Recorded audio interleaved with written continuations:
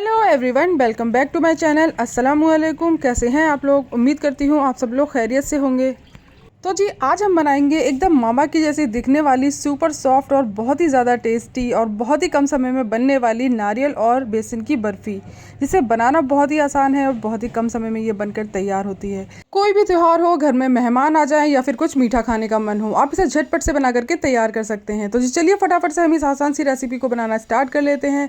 इससे पहले अगर आप मेरे चैनल पर नए हैं और अगर अब तक आपने मेरे चैनल को सब्सक्राइब नहीं किया है तो चैनल को सब्सक्राइब करें, वीडियोज़ को लाइक करें और ज़्यादा से ज़्यादा शेयर करें। तो जी चलिए बनाना स्टार्ट कर लेते हैं। इस टेस्टी सी मिठाई को बनाने के लिए सबसे पहले हमने यहाँ पर एक कढ़ाई रखी हुई है। हैवी बॉटम की कढ़ाई लीजिएगा यहाँ पर, या फिर नॉन स्टिक कढ़ाई लीजिएगा, जिससे कि हमारा जो बेसन है वो जलेगा या चिपकेगा नहीं।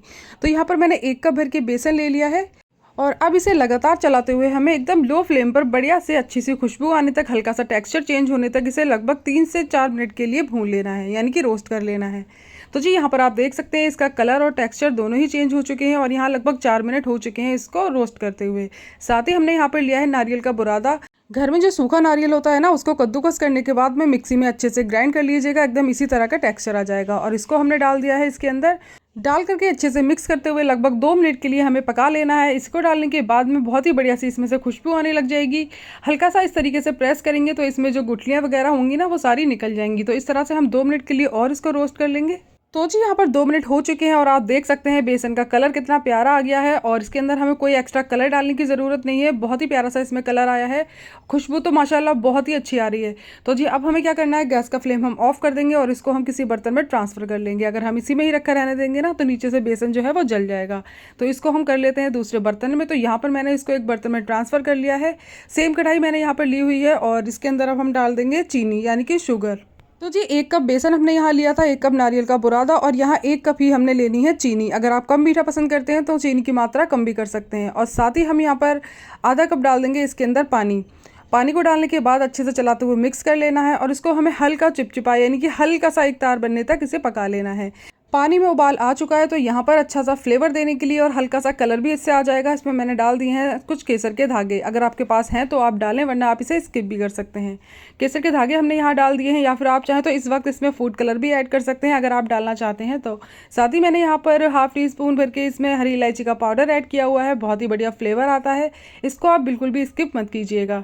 इसको डालने के बाद हमें अच्छे से इसे पका लेना है जब तक कि इसमें हल्का सा तार ना आ जाए। तार हमें ज़्यादा लंबा या ज़्यादा बड़ा नहीं चाहिए, ना ज़्यादा मोटा होना चाहिए, हल्का सा तार आना चाहिए बस।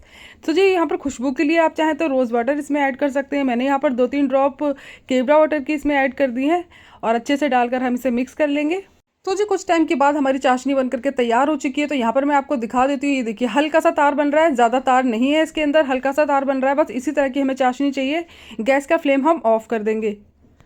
तो जी यहाँ पर गैस का फ्लेम हमने ऑफ कर दिया है और यहाँ पर हमने जो बेसन का मिक्सचर रखा था ना रोस्ट करके, उसको हमें डाल देना है और अच्छे से चलाते हुए इसको मिक्स कर लेना है। गैस को हमें ऑन नहीं करना है। साथ ही मैंने यहाँ पर बटर ऐड किया हुआ है लगभग 3 चम्मच के करीब। आप यहाँ चाहें तो इसकी जगह घी भी ऐड कर सकते हैं, घी से भी बहुत ही बढ़िया फ्लेवर आता है। तो जी इसको डालकर हमें अच्छे से मिक्स कर लेना है और गैस को हमें ऑन नहीं करना है। ये सारा प्रोसेस हमें गैस बंद करके करना है। अगर आप गैस जलाएंगे ना तो हमारा जो मिक्सचर है ना वो गैस के ऊपर ही इस तरीके से जम जाएगा। तो अच्छे से इसे मिक्स कर लेंगे और मिक्स करने के तुरंत बाद ही हमें पहले से ही एक ट्रे रख लेनी है घी लगाने के बाद, यानी कि घी लगाकर हमें एक ट्रे रख लेनी है जिसपे कि हम इसको सेट करने वाले हैं। तो जी यहाँ पर मैंने पहले से ही एक ट्रे रखी हुई है सेट करके।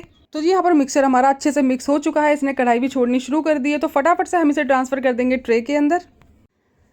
इसका हमें बिल्कुल भी देरी नहीं करनी है, फटाफट से हम इसको अच्छे से डालेंगे ट्रे के अंदर और इसे जल्दी से गर्म है ना तो इसे किसी कटोरी वगैरह से अच्छे से इस तरह से प्रेस करते हुए हम अच्छे से स्प्रेड कर लेंगे, जिससे कि ये एक बराबर हो जाएगा। तो इस तरीके से हमें करना है। गर्म होता है, हाथ जल जाएगा, तो किसी कटोरी वगैरह से ही कीजिएगा। इस तरीके से हमने कर लेना है और उसके बाद हमें तुरंत ही इसमें लगा लेने हैं कट, वरना बाद में आप कट लगाएंगे तो लगाने में दिक्कत होगी और बर्फ़ी के जो पीसेस होते हैं ना वो भी टूट सकते हैं। तो इस तरीके से हमें इसमें कट लगा लेना है जब हमारा मिक्सचर हल्का सा गर्म होगा। तो जी यहाँ पर हल्का सा गर्म है, इसको मैंने इस तरीके से कट कर लिया है। आपको जो शेप अच्छी लगती है, जैसे भी आप बनाना चाहते हैं ना उस शेप में आप इसे कट कर सकते हैं। तो जी इस तरीके से मैंने इसे स्क्वायर शेप में कट किया हुआ है। साइड के जो कॉर्नर्स हैं ना उनको हम कट करके निकाल देंगे और बीच के हमारे जो साफ पीसेज हैं ना उनको हम अच्छे से कट कर लेंगे। अब इसको दूसरी साइड से हम यहाँ से कट कर लेंगे और इसे कट करने के तरीके से ही आपको पता चल रहा होगा कि हमारे जो पीसेस हैं वो एकदम साफ़ और बिल्कुल बढ़िया से निकले हैं, क्योंकि हम जब से कट करते हैं ना तो जैसे जैसे ये ठंडा होता जाता है ना, इसके पीसेस अपने आप से ही निकलते जाते हैं। तो यहाँ पर बहुत ही ईजी हो जाता है इनके पीसेस को निकालना, और आप देख सकते हैं एकदम हलवाई जैसे एकदम बढ़िया साफ़ सुथरे पीसेस हमारे बनकर तैयार हुए हैं। साइड को हमें इस तरीके से निकाल देना है और इसको फटाफट से हम एक ट्रे में निकाल करके सर्व कर लेते हैं। सो फ्रेंड्स, आप यहाँ पर देख सकते हैं बहुत ही डिलीशियस और बहुत ही मज़ेदार हमारी बर्फ़ी बन करके तैयार हो चुकी है, और ये खाने में बहुत ही ज़्यादा टेस्टी होती है। और इसका एक पीस मैं आपको तोड़ कर भी दिखा देती हूँ कि ये एकदम मुंह में जाते ही घुल जाती है। दिखने में ये जितनी सख्त है ना, बस खाने में उतनी ही ज़्यादा सॉफ्ट और नरम होती है। तो इस तरीके से आप देख सकते हैं, तोड़ने के बाद भी आपको पता चल रहा होगा कि कितनी सॉफ्ट है, कितनी नरम है। आप इसे खाएंगे ना तो ये मुँह में जाते ही घुल जाएगी। बहुत ही डिलीशियस हमारी बर्फ़ी बन करके तैयार हुई है। आप भी इसे अपने घर में एक बार ज़रूर से बना करके ट्राई कीजिएगा और मुझे कमेंट करके ज़रूर से बताइएगा आपको मेरी ये रेसिपी कैसी लगी। रेसिपी पसंद आई हो तो प्लीज़ मेरे चैनल को लाइक, शेयर और सब्सक्राइब करना बिल्कुल भी ना भूलें। साथ ही बेल आइकन को भी प्रेस करें, जिससे कि मेरी आने वाली वीडियोस की नोटिफिकेशन आप तक जल्द से जल्द पहुंचे और आप मेरी आने वाली वीडियोस को सबसे पहले देख पाएँ। तो गाइस, हमें दीजिए इजाज़त, मिलते हैं नेक्स्ट वीडियो में। तब तक के लिए टेक केयर, बाय बाय, अल्लाह हाफिज़।